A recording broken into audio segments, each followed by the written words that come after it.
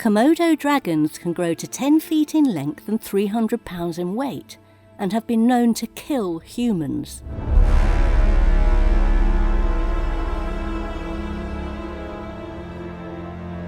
This is good news for the dragons because interest in their man-eating capabilities has made them a compelling ecotourist attraction and kept them from extinction.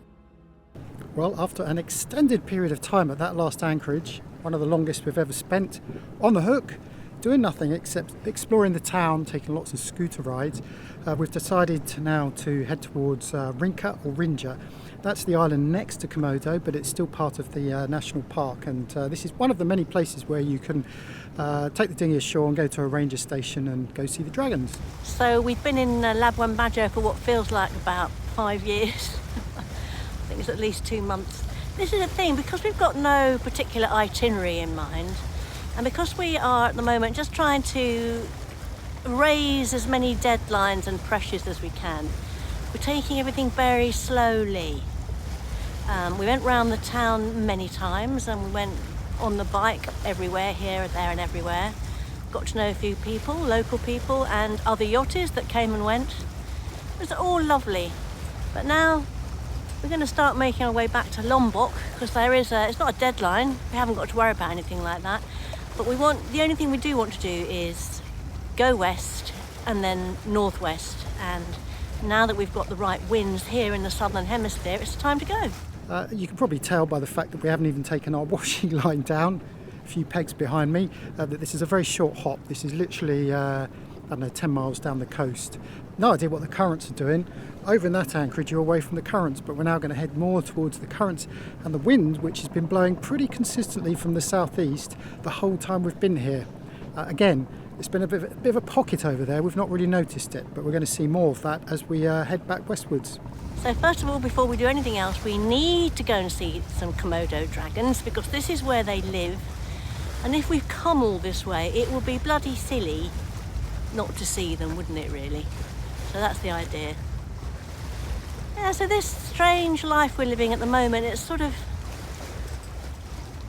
no direction, and I'm not sure whether I'm comfortable with that. One of the reasons we've started it is because of Jamie not doing very well last year and kind of getting anxious. Although he says he's over his anxiety now, I reckon I can still see little patches of it here and there. And not having a deadline does help, it definitely does help.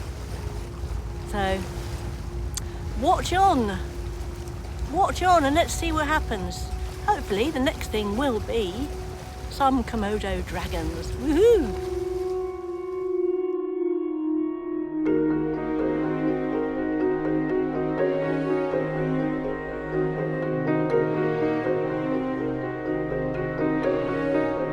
The Varanus komodoensis has been living around Flores for the last 1.4 million years. And if you thought that wasn't prehistoric enough, take a look at its volcanic habitat.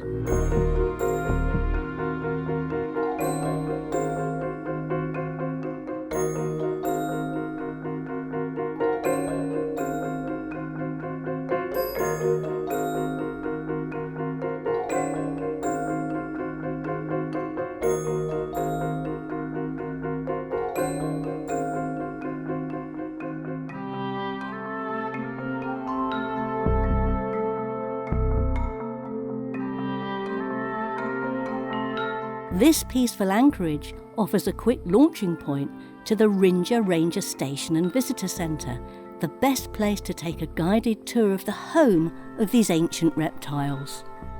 Within minutes of landing the dinghy and walking along the elevated walkway, we spot our first dragon.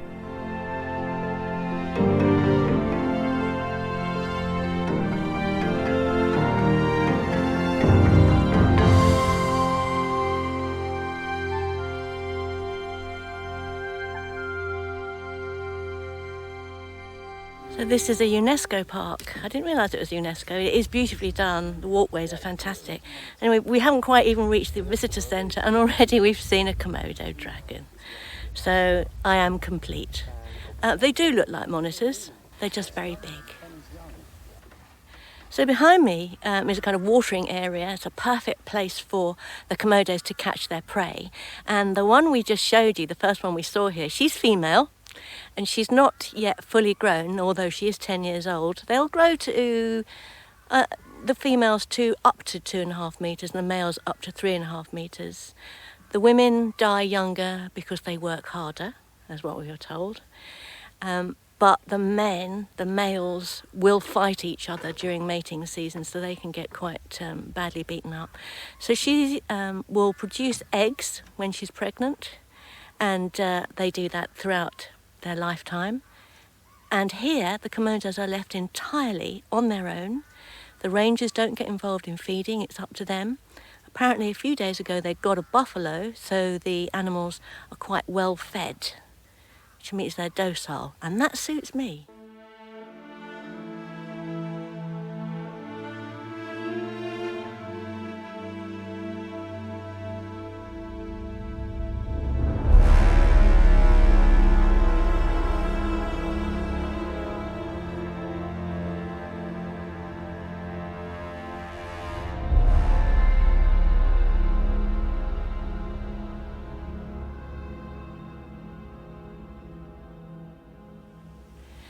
Behind me, here, are some poor unfortunate creatures that have been killed and eaten by the dragons. It's the way of nature. They eat pretty much mostly mammals, mostly large mammals. And apparently there are 1 or 2 tourist bones on the floor here as well, but we don't talk about that. The other thing I've just discovered is that Komodo poo is white. The reason for that is that it contains a lot of bones, a lot of calcium, and that makes their shit white. And we've got 2 big Komodo dragons here on the ground. One of them has an S on the side. Can you explain what the S is? The S, it means like already counted the population of Komodo dragons here. So you can see the number on your body, like S, the yellow color.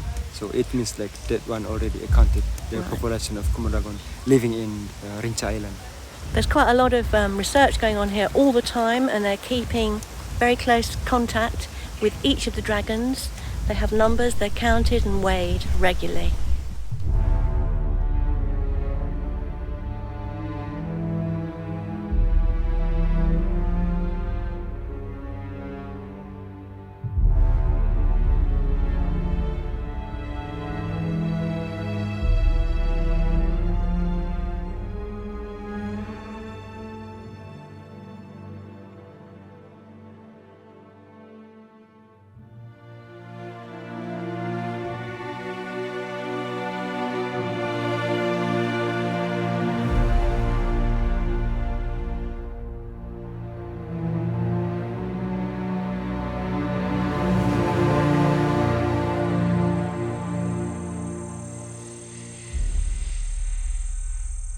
Komodo dragons are most active at sunrise and at sunset, and the shaded area around the centre is the best place to spot them during these times. As the sun rises, they saunter off into the shady scrubland, which is a good time to make a short hike to the top of the adjacent hill to take in those stark but stunning vistas. Our guide accompanied us, armed with nothing more than a forked stick and some attitude to fend off the dragons in case they attack. Komodo dragons, unlike their monitor lizard cousins, are aggressive and will attack humans. You may feel safe out in the open at the top of the hill, but you can't help but look over your shoulder and, in my case, stick to our guide like glue. We finished at the last place. This is where we saw the beautiful dragons, and we're heading off now to the northern part of Komodo Island itself, where we're going to stay for at least one night. We've got a pass to do that. Cost 100,000, I think. That's right, 100,000, which is around about $5 to stay in this beautiful park. So we've managed to turn the engine off. We're actually sailing, woohoo! And we're making just under 5 knots, so nothing wrong with that at all. Glorious, beautiful morning. Look at it. And I was just looking out over here because there's some reefs that are very, very visible. The colours are so superb. And trying to remember the first time I saw them, and I thought that was the Maldives the first time I saw reefs like this, but in fact no, it was the Red Sea. The Red Sea had this all the way down, fringing it all the way down on the western side. Anyway, I'm just going to a reverie. Don't know if you remember, but round about this time last year, or perhaps maybe a couple of months later, when we were back up in Sulawesi, we were looking at the southeast monsoon, looking at all the winds that were happening in this area, and wishing that we could do that long run from the bottom of Sulawesi to Lombok. And if you remember, we got a little bit of sailing in, but not too much. So it's just such a pleasure to finally be in these winds and actually get some sailing in.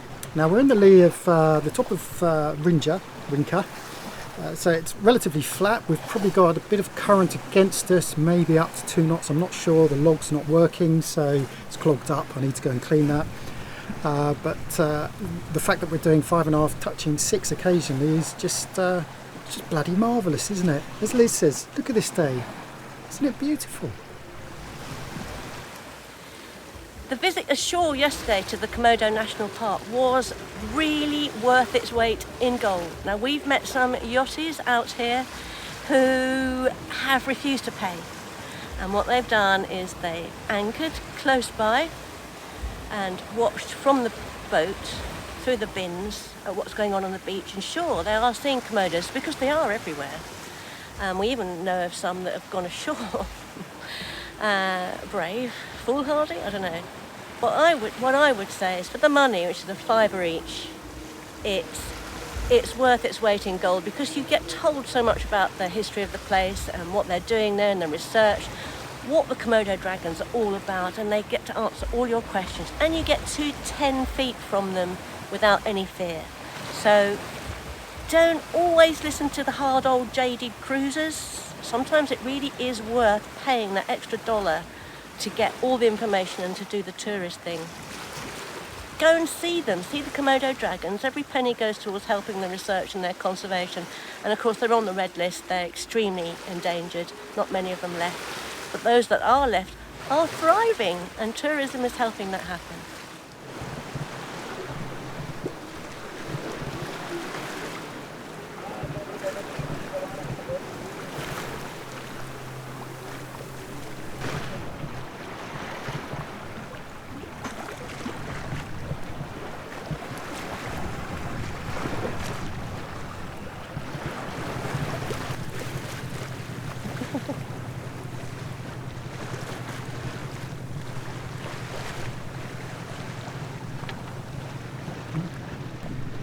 Dropped hook in the southeast corner of the North Bay of Komodo, and as you can probably tell, I'm trying to not point into the wind because we've got some catabatics.